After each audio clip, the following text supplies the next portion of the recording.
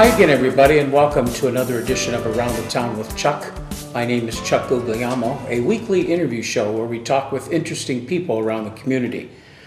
Today we are taping the show on Tuesday, March the 6th, and my guest today is a well-known individual with a lot of interesting titles. His name is Brad Ellis. Brad, thanks for coming into town tonight. Glad to be here. Thanks for having me. Glad to have you. Of course, Brad, longtime teacher in the Geneva school system. How many years? I've been at Geneva. This is my 19th year at Geneva. And you're a history teacher? I am a career-based intervention teacher, which is the program for students that are at school part of the day, and then they have a work experience, and I work with their employers, and they earn some high school credit for the work program as well. So 19 years with the Geneva school system. What would you say in those 19 years has been the most gratifying moment for you as a teacher? Well, I think one thing is, some of the students that I deal with are at-risk students. So graduation day is a big day for me. I always go to graduation, and when those kids come up and either shake your hand or give you a hug and say, thanks, I wouldn't have done this without you. That's what makes you feel great. That's what it's all about. That's got to make you feel great. Right. That's what it's all about. That's outstanding. And of course, Brad also has coached in the Geneva School District as well, multiple sports. I know him as a basketball coach, but you've also coached golf and baseball? I never coached baseball. I played baseball at Geneva a long time ago, but never I coached basketball, and then I coached golf for about 7-8 years. A very successful basketball coach I've had. I think about 94 total wins in 8 years. Couple of Northeastern Conference titles. Yeah, we had some good kids and good families that make coaching a little bit easier, and the success that we had at Geneva. It's X and O's, those are important, but the Jimmies and Joes are important too, and we had good kids that worked really hard, and that's why we were successful. Of course, I've always known you as a defensive-minded coach. So in the way the game is being played today, I sometimes wonder what you think during those timeouts when they're in that huddle, when you got these big offensive games going on. There's times, and I was always my teams played, or I hope they played with good shot selection, and we tried to work the ball around and pass the ball around and get great shots. And today's game is a little bit different than that. It's kind of you come down the floor and get the quick shot and the 3-point shot, and so there's some games that for me sometimes they're tough to watch. I'll be honest with you, but there's also a lot of good games and fun games to do as well. Of course, Brad also a very fine radio analyst for ESPN 970, WFUN on high school sports, not only basketball, but you guys do football as well. His partner is Dave Miller, quite a duel. You got a big game coming up here, I believe, tomorrow with Edgewood and Lake Catholic. Correct. Catholic, the number 1 seed. Right. Edgewood, without a doubt, the best team in the county. How do you see that game shaping up? It should be an interesting game. Lake Catholic is the number 1 seed. Lake Catholic is the defending district champs. They won it last year, beat Jefferson in the district final game. It'll be a very interesting game. I think Edgewood has a great team. John Bowler's done a great job with the young men that he has, and the nice part about it too is 4 of the 5 starters are juniors for Edgewood. Yeah. So not only will they had a great year this year, I think they'll again next year is going to be another great year for them. But it should be a good basketball game. I think it's going to come down to, like any game does, the little things. Who comes up with the loose balls? What I used to call the 50-50 balls. Who comes up with the who does the job on the boards, the rebounding, and taking care of the basketball turnovers. I think the teams that have less turnovers, the most rebounds, and get the 50-50 balls is the team that's going to win the basketball game. It always seems to come down to those turnovers. Sometimes it even comes down to free throw shooting. Exactly. How well you shoot your free throws. Right. And if I'm not mistaken, I know Edgewood, I believe, is the last time we did their game, I had their stats, and they were 68% from the free throw line as a team, which is a pretty good percentage for a high school team. So they've got some outstanding players and some good shooters, and it should be a good basketball game. I tell you what, if you can't, it's for the expense, high school basketball and football. I mean, what a value, you know, for your money, and tomorrow night will be I think will be a very good high school basketball game. As you see it, Brad, tomorrow night's game, what do you think what do you think the keys for success for Edgewood will be? What do they have to do extremely well tomorrow night to win? Well, one of the things that I've noticed doing Edgewood, we've done a lot of Edgewood games this year. You know, we do most of the county schools, and we've had them a lot, and had them twice in the tournament. I think with them is they have a tendency to have parts of the game that they have difficult scoring the basketball. For some reason, they go into a you know, maybe a 2-3 minute situation where they just struggle, and then they may break down defensively. There's like a 3 or 4 minute stretch in each game that I've noticed this year, and they can't do that tomorrow night. They're playing a very good, like Catholic. You know, as we said, they're the #1 seed, and they have to play 32 minutes of solid basketball to win the game tomorrow night. Have you seen the Cougars play at all this year? I saw them earlier in the year. They're very talented, and they have a young team too. They have their two best players or two leading scorers are sophomores. So they started last year as freshmen for the team that won the district. So I know Luke Frazier is the point guard. He's a sophomore. Can't think off the top of my head the other young man, but he's about a 6'6", 6'7" sophomore that does an outstanding job. He can score inside and score outside as well, so he's a pretty good player. Should be a packed house, I would think. I would hope so. I would hope so. Again, if you're not doing anything tomorrow night, the weather's not supposed to be too bad. Come on out, because there's not I don't think a better value than high school sports. Mm-hmm. And like you say, that should be a dandy. I mentioned that Brad has won 2 Northeastern Conference titles in his tenure at Geneva coaching boys basketball. I ask every coach and every AD that I bring in, and I'll ask you too, do you think we'll ever see anything like a county league coming back? I would hope. I don't know. I know there's, to me, it's a shame to do these games on the radio. We do, you know, an Edgewood, or we did a Jefferson Niles game, and the crowd, you know, people from Niles aren't coming to Jefferson to watch the game. But you do an Edgewood Jefferson game, or you do a Geneva Edgewood game, a Lakeside Edgewood game. The gyms are packed. No matter what night of the week they're exactly playing. What night, and I think that's, you know, that's a shame we don't have that more anymore. We've got Edgewood and Jefferson and Lakeside traveling down Route 11, and you got Geneva traveling 271, and you've got Conneaut going across the border to play, and it's just a shame. I would love to see it. I know there were some discussions last year about doing it, but I think there was some snags, and so I'm not sure where they are with that, but I know that it has been discussed, and again, I would welcome it. I think it would be great for the area. Do you believe, one of my guests thought, or it was in the opinion of, that he thinks that every team where they're placed right now in the county, whether it's the NAC or the AAC or District 10 or whatever it is, that they're happy where they're at? Do you firmly believe that they are? I'm not sure. The school might be happy where they are, but I'm not sure if the people in the community are happy where they are. Again, I just think it's such... every game, football, basketball game that I've done the last 3 or 4 years, the crowds, when 2 county teams get together, no matter what the records of those 2 teams are, the crowds are outstanding.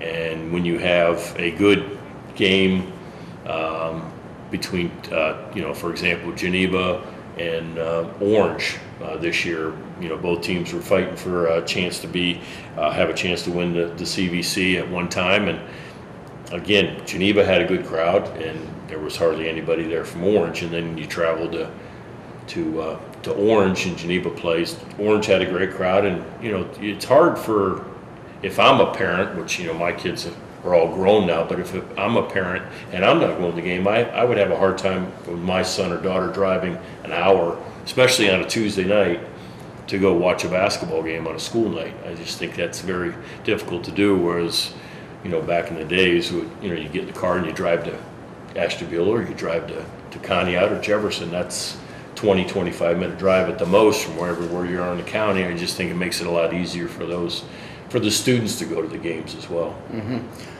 About your broadcast, Dave, and yourself, I know Dave, when I had him on the show, Dave Miller, puts in a lot of prep work, and I'm sure you do the same.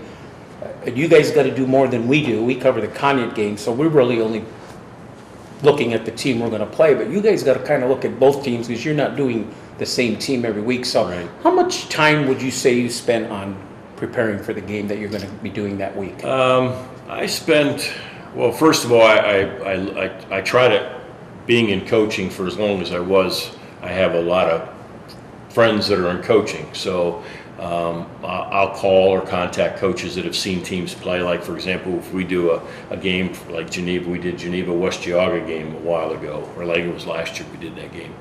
And, we don't see West Geauga that well, but I have friends that had seen them play, so I'll call them and they'll give me some background information. I watch some film, especially football. Basketball, I have a little bit easier time, watching the game and kind of telling what's going on. Football, I didn't coach football. I didn't play football. So I spend probably a little bit more time preparing for that. Funny story, I'll tell you real quick how I got involved in football. Joe Pete, when I started this, Joe Pete was the gentleman that was doing the radio for ESPN 970 at the time, and Ed Lumen was his partner. Mm-hmm. And right about that time when I got out of coaching, Ed left and went down to Steubenville.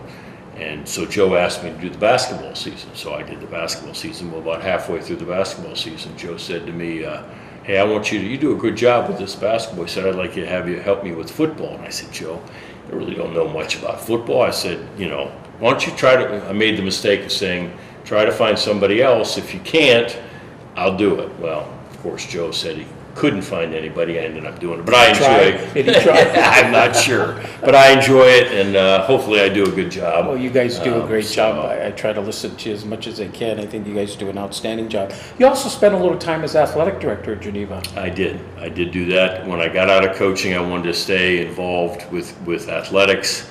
And as a matter of fact, that's what I have a master's degree in higher ed administration, athletic administration is what my master's degree is in. I earned that at Ohio University. I was a grad assistant with the basketball team down there and did that then. But when I was in the athletic department, I enjoyed it, but I missed the classroom. I still remember the first day of school, the first year I did the athletic director's job, and I didn't have much contact with students that day, and I thought, is this really why I got into education? So after a short stint as athletic director, I had the opportunity to go back to the classroom, and I jumped on it. One final thing on that, and then we're going to talk a lot about the Ashtabula County Basketball Foundation. You coached for like 8 straight years, then you took a little time off, and then you ended up coming back. Tell us how that transpired. Well, what happened, I coached, overall I coached basketball for 32 years, only 8 in Geneva, 9 counting the 1 year but what happened was, I think it was 3 years ago, the basketball coach that was at Geneva, Matt Vespa, took a job, ended up getting the Kenston coaching job. And one of the reasons why I think Matt left is he wasn't a teacher at Geneva. He was teaching in Willoughby South High School, and just the drive and the disconnect when you're not in the school building. So anyway, he ended up getting the Kenston job, and he left like at end of July, early August is when he took the job. So the administration, Mr. Doug Weatherholt, the principal at Geneva High School, him and I talked, and I told him that if we were in a bind. So I ended up going back, and I knew it wasn't going to be a long-term thing, but I said I would kind of fill the gap until we found somebody. And we hired a young man that was ended up being he was a freshman coach for me that year. He's a Geneva grad, teaches math at the middle school, Shane Clue, and we kind of worked with him that year and got him acclimated to what needed to be as a head coach, and he's done a good job the last 2 years that he's taken over. So that's what happened there. Mm-hmm. And now you're back on the radio, as we said. Right. Brad Ellis is my guest, a current teacher at Geneva High School and a former coach with the Geneva Eagles, and now radio broadcaster for ESPN 970 WFUN. But he's also the president of the Ashtabula County Basketball Foundation. Of course, that was co-founded by Mike Jocelyn and Nick Irochi back in 2003. I remember being at they were the broadcasters for Conneaut games, and I was doing the stats at the time. And I remember them at halftime brainstorming through something like this. They did something big, don't you think? I think it's a wonderful thing. It's, their idea, and I think they started this to promote basketball in Ashtabula County, not only the past with the Hall of Fame, but the present and honoring the players now.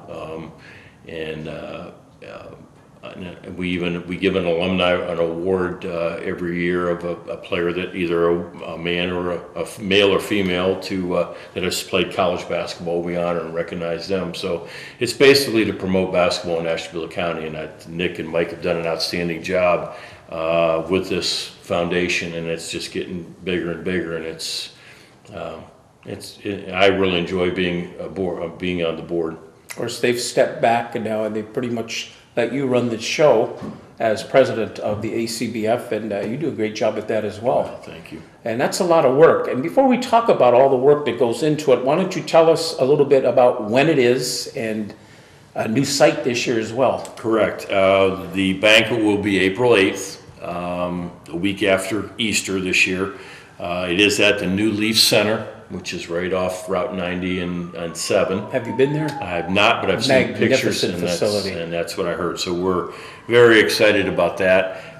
Again, we start at 3 o'clock with the social. Dinner will be at 4 o'clock, and it's an outstanding day to celebrate basketball in Ashtabula County. And we're looking forward, as you said, to the new venue. It should be a very nice day for people that are interested and involved in basketball in this county. And how can people get tickets, and what are the price for tickets? Tickets are $30 for the individual. If you're a Hall of Famer, you get in free. If you're a former Hall of Famer, we like to have as many Hall of Famers come back as they can. You're one. Mike Jocelyn, call Jocelyn. They're one of the places you can get tickets, and also each school in the county has been allotted so many tickets. So if you're a Geneva person and you want to go, then you could contact Geneva High School, and Jen Crosley has tickets there, and it's set up that way so that all the athletic directors have been given tickets. And students, do they pay a certain price for a ticket? Everybody's the same cost. If you are what we do is we honor the first team, all county, and each school nominates a player of the year, and each of those male, female athletes are invited to the banquet, and there's no cost to them for the first county, all county teams, and then the player of the year nominations. Very good. Brad, tell us about what the goals and the function are for this ACBF. Well, I think the main goal is to promote basketball in the county, and I think it's also the main goal is to boys and girls, correct, and to celebrate the past with the Hall of Fame, and usually every year we nominate and have about 10 to 12 Hall of Famers in each class, and then again we promote as we said, we have the high school coaches and player of the year people there to honor them, and give Player of the Year, Coach of the Year awards, alumni awards. And then the other thing that we do have a golf outing every year. We have two fundraisers.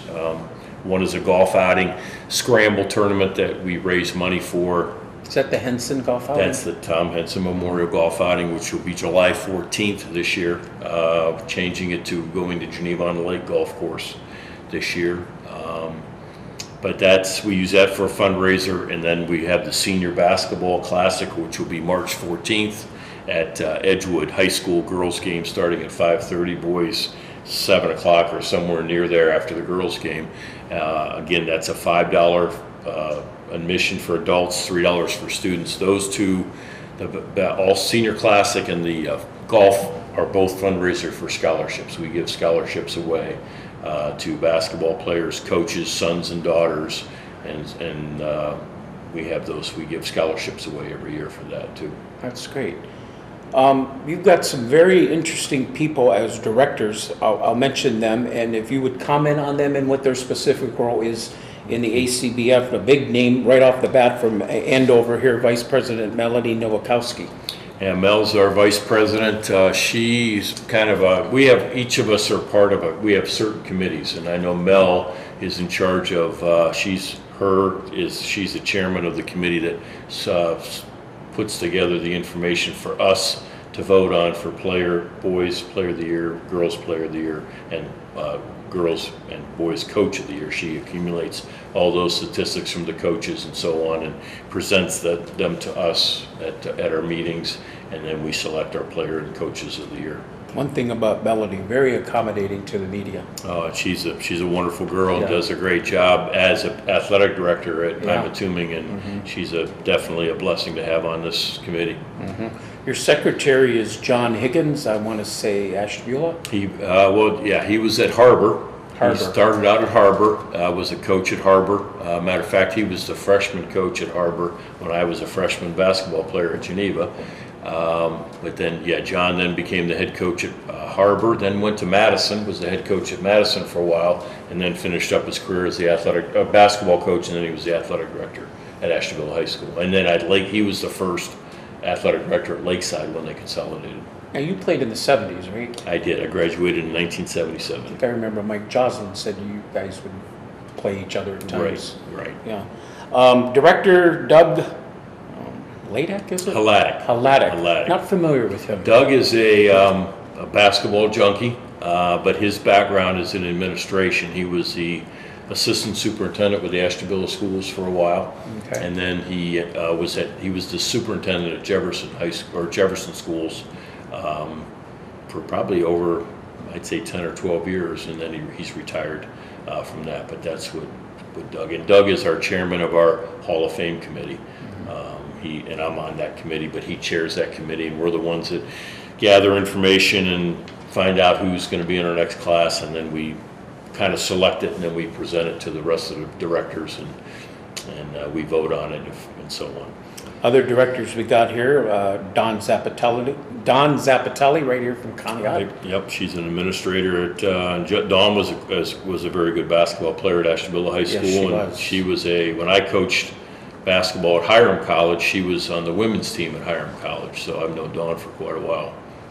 And the great Harbor Mariner, Andy Jahola. Yep, and Andy is, show you how old I am. Andy, when I coached at Hiram, Andy played at John Carroll, so he was a player and I coached against Andy. So an outstanding player, and Andy's, again, he's one of those basketball junkies. Did he also do some refereeing? I think he has done some refereeing. Yeah, I get a lot of Jaholas. I'm not sure if he was the one or not. Great name here. One of my all-time favorites, Director Bob Hitchcock. Yep, Bob was a very, very successful, he's in the Hall of Fame, but a very successful coach at Pymatuming Valley. Was a very good player for them as well in the 60s. And Bob is, and we've had an enjoyment watching his grandkids play the last couple of years. Yes, Sam was outstanding. Right. So, Bob's an outstanding member of our directors, and his input is very valued.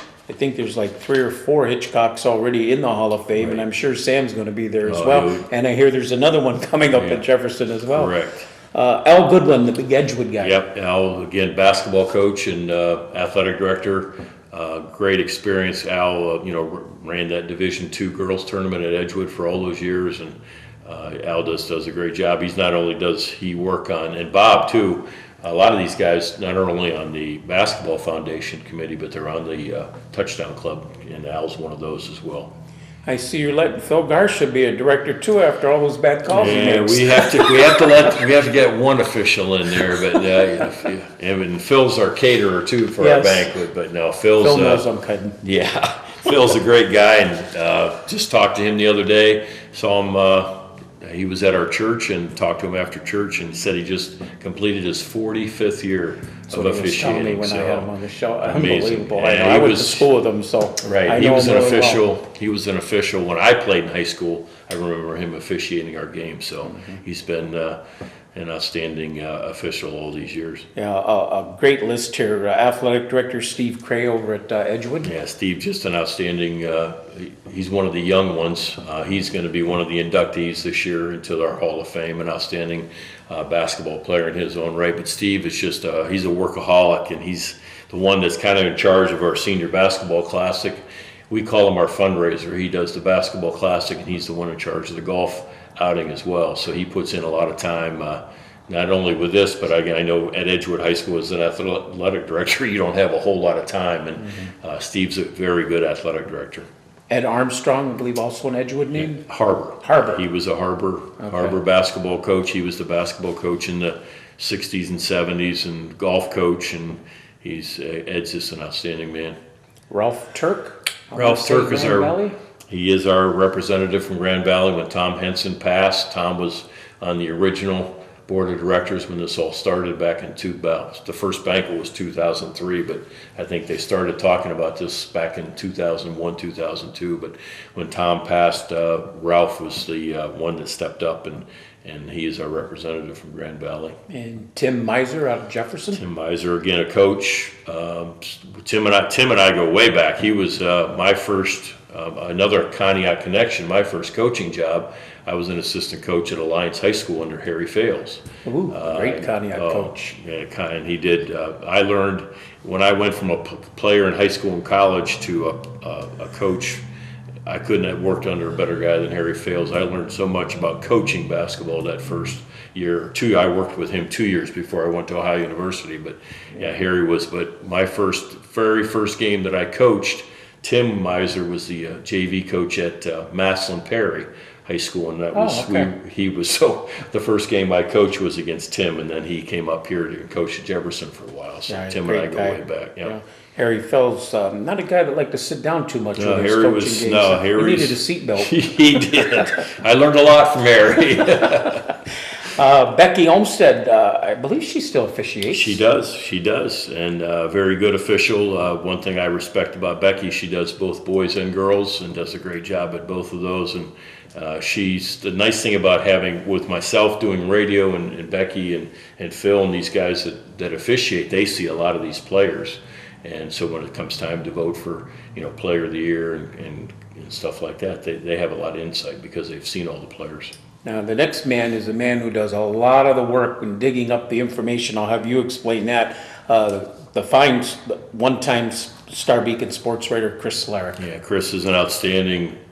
We would be lost on this committee without Chris Slarick. He does all the contacts? He does. After we elect decide who the Hall of Fame is, we get certain people are assigned to find out the information on how to contact the Hall of Fame inductees, and then we give that information to Chris, and he calls all these people and interviews them, and he does all the articles that you see in it used to be in the paper every day. They would have an article. Now they just do the one pamphlet type thing and have in the paper. And he does the football as well. He does all the articles on the Football Hall of Famers he does too. A wonderful job. Chris is a great guy.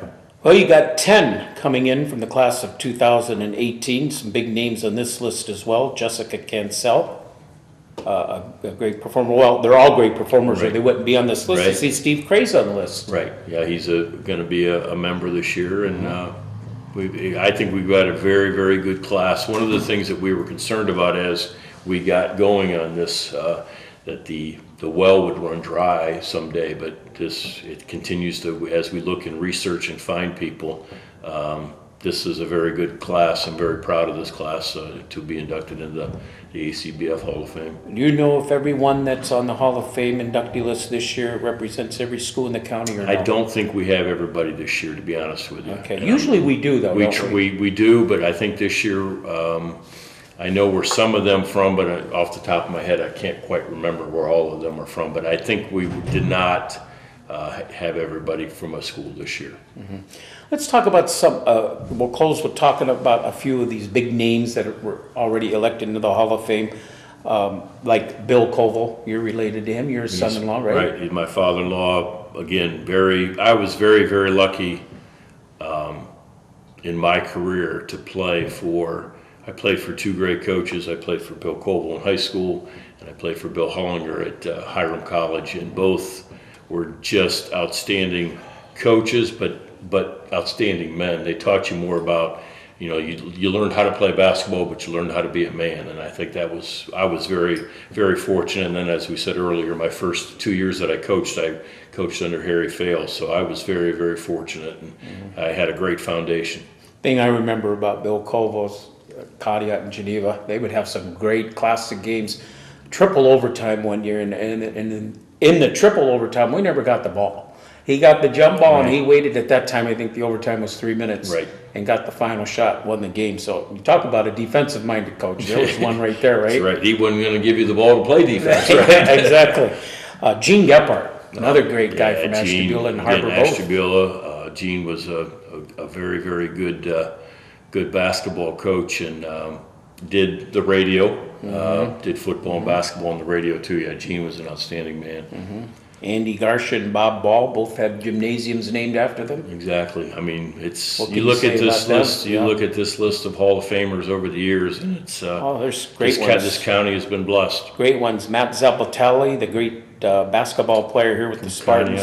Bob Walter's still going. I think he's still teaching tennis. He's coaching tennis. Yep. Yeah. Coach Walters, again, just and I don't know if a lot of people know, Coach Walters played at Baldwin Wallace basketball, and I believe it was, I don't know if it was I think he did it in college or high school. He broke his right arm and played, and still averaged over 20 points a game playing left-handed. So that's the kind of player that Coach Walters was. And he's just, again, an outstanding man as well. He certainly is. Paul Freeman, of course, who coached here in Conneaut years ago. I think his grandson, Jared, is it, down in Andover, playing very well. A very good year. I think he was first-team All-District, if I remember reading that correctly.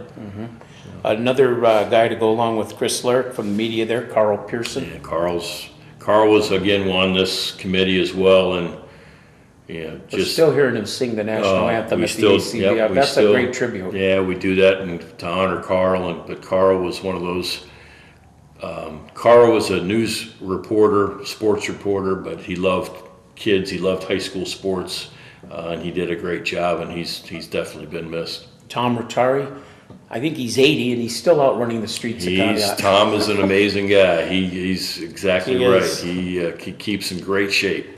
The guy who used to drive me nuts from Geneva, Ernie Pascalone. What a ball player he was. Ernie was him and I. Ernie's the one that got me to go to Hiram College. He played at Hiram, and between my junior and senior year in high school, Ernie was going to be between his junior and senior year in college, and he took me under his wing, and we worked out every day.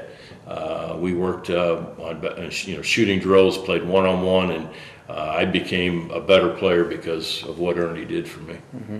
Well, this has been fun, Brad. I want to wish you guys the best of luck. I know you do a great job with the ACBF, just like you've done with coaching the Geneva Eagles sports programs, and continued success to you, and good luck on your game tomorrow night. Thank you very much. Thanks for having me. I enjoyed it. Appreciate it. Brad Ellis, my guest today on Around the Town with Chuck.